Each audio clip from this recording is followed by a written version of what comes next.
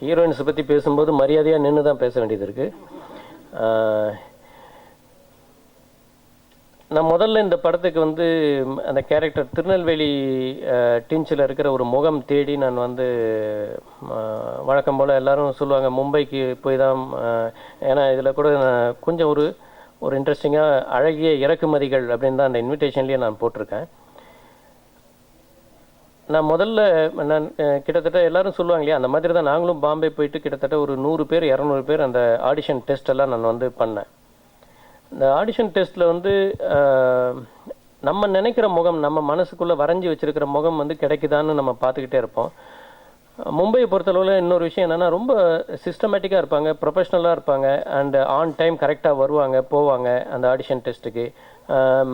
அதாவது அவங்களுக்கு திருப்பி இப்போ வந்து சாமித்திரிகை அவங்க முன்னாடி பேசும்போது கூட ஒரு டெம்ப்ளேட் ஸ்பீச் மாதிரி தான் இருக்கும். அது வந்து இப்படி தான் பேசணும் அப்படிங்கிற மாதிரி நினச்சிருப்பாங்க, அப்படியெல்லாம் இருக்கும்.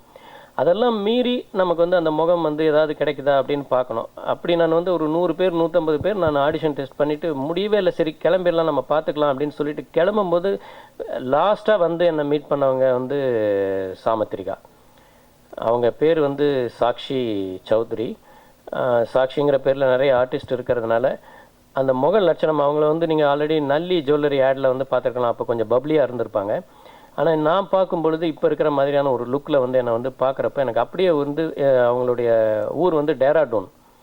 ஆனால் சொல்லி வச்ச மாதிரி அந்த திருநெல்வேலிக்கு உண்டான ஒரு முகம் வந்து இருந்துச்சு. அதனால் நான் அவங்கள சூஸ் பண்ணேன். அதுக்கப்புறம் நான் இன்னொரு மாடல் கோஆர்டினேட்டர் மூலமாக எனக்கு வந்து ஸ்வஸ்திகா உடைய ஃபோட்டோ, நான் ஜெமினி படத்தை பொறுத்தளவில் வந்து கிரண் வந்து ஹீரோயினாக நான் செலக்ட் பண்ணப்போ வெறும் அவங்கள நேரில் கூட நான் வர வச்சு பார்க்கல. மிஸ்டர் தங்கதுரை வந்து எனக்கு அந்த அவங்களுடைய ஸ்டில் ஒன்று காமிச்சார். அந்த ஸ்டில்லை பார்த்துட்டு நான் இம்மிடியட்டாக வந்து அவங்கள வந்து செலக்ட் பண்ணேன். அந்த மாதிரி நான் அடுத்தபடியாக நான் ஸ்டில் பார்த்து செலக்ட் பண்ண பொண்ணு யாருன்னா ஸ்வஸ்திகா. அவங்க பேரும் சுரபிங்கிற நேமில் வந்து ஆர்டிஸ்ட் எல்லாம் இருக்கிறதுனால நான் வந்து அவங்களுக்கு வந்து ஸ்வஸ்திகா அப்படிங்கிற ஒரு நேம் வந்து அவங்களுக்கு கொடுத்தேன்.